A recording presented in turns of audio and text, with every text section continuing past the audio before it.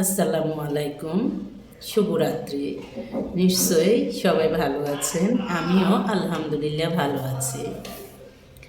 আজকে আমি আপনাদের সাথে একটি বিষয় শেয়ার করব, যে বিষয়টি প্রত্যেক গার্ডিয়ানের অবশ্যই জানা উচিত।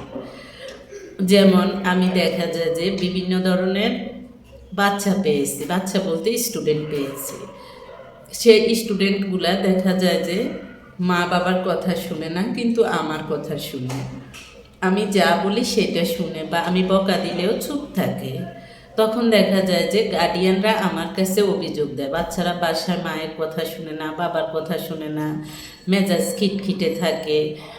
তখন দেখা যায় যে রাতে 11টা 12টাও আমার কাছে ফোন আসে, হ্যাঁ আমার মেয়ে এটা করলো, আপনার ছাত্রী এটা করলো, ছাত্র এটা করলো। দেখা যায় যে ক্লাস 10 ইন্টারের বাচ্চাও আমার কথা শুনে, কিন্তু মা বাবার কথা শুনে না। এই ধরনের অভিযোগ আমি অনেক পেয়েছি। প্রথম দিকে আমার কাছে একটু বিরক্ত লাগতো, আপনারা মা বাবা হয়ে আপনারা কেন টিচারের কাছে সারাদিন এভাবে আপনার সন্তানের নামে আপনি বিচার দিচ্ছেন।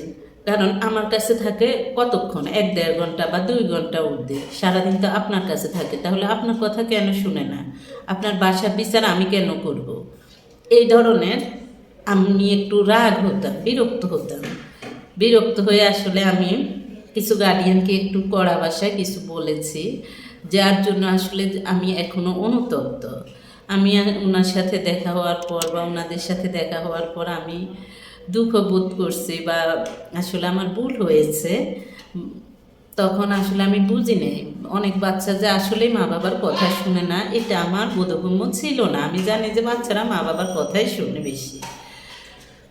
তারপর দেখলাম যে আরও বড় স্টুডেন্ট, ইন্টারের, 9-10-এর, ওদের বাচ্চাগুলো, ছেলে বাচ্চাদের মায়েদের অনেক অভিযোগ। ছেলেদের কারণে দেখা যায় যে মা বাবার বকা শোনা লাগে। মা যখন আমি বুঝিয়ে দিলাম, আমার সাথে চুপচাপ শুনলো, বা আমার কথাটা মোটামুটি কর্ণপাত করলো। তো দেখা যায় যে আমারও তো সন্তান আছে, আলহামদুলিল্লাহ আমার সন্তানরা আমার কথা শুনে। হয়তো অনেকেই ভাবে আমি রাগী। আমি রাগী হলেও আমি সব সময় রাগী না। যখন রাগ দেখানো তখন দেখাই। আমি সে সময় আমি রাগ দেখাই না। যে ক্ষেত্রে রাগ দেখানোর বা যার সাথে রাগ দেখানোর উল্টাপাল্টার জন্য বা অন্য কিছুর জন্য আমার রাগ ওঠে, কিন্তু আমি সব ক্ষেত্রে অনেকেই ভাবে আমি রাগী। আমি হয়তো সেই সময় আমার বাচ্চাকে রাগ দেখাই, শাসন করি, তা কিন্তু নয়। দেখা যায় যে আমি আমার সন্তানদেরকে তেমন মারাও লাগে না বা বকাও দেওয়া লাগে না। হয়তো কোনো ভুল করছে, 1-2বার মুখে বলছি। আমি ভাবছি যে হয়তো বা সবার বাচ্চাই এরকম, কিন্তু কিছু কিছু বাচ্চা আছে মা বাবাকে এত বিরক্ত করে। আবার এমন কিছু বাচ্চাও পেয়েছি খুব চঞ্চল। ওই চঞ্চল বাচ্চাটাকেও ম্যানেজ করতে আমার খুব কষ্ট হয়েছে, কিন্তু আমি ম্যানেজ করতে পেরেছি আলহামদুলিল্লাহ।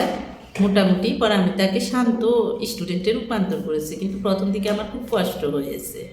তা আমি বলি, যাদের বাচ্চাদের এই ধরনের সমস্যা, আপনারা দেখবেন কেন আপনার সন্তান আপনার কথা শুনে না, কেন আপনার সন্তানের মেজাজ খিটখিটে থাকে।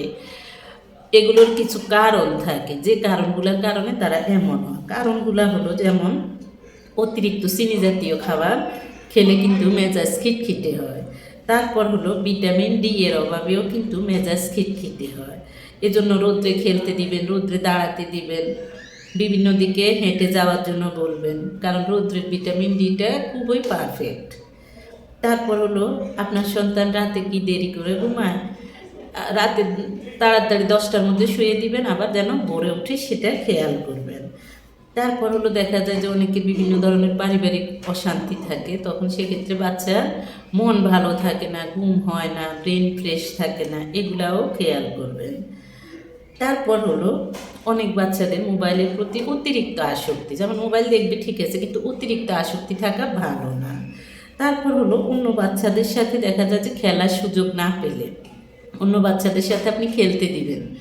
দেখা যায় যে তার একটা ফ্রেন্ড সার্কেল হবে, ওদের সাথে খেলবে, বাহিরের অক্সিজেন পাবে, একটা ফ্রেন্ড সার্কেল পাবে, সুন্দর একটা ভালো পরিবেশ পাবে, খেলাধুলা করতে দিবেন, তাহলে আপনার বাচ্চা চঞ্চল থাকবে না।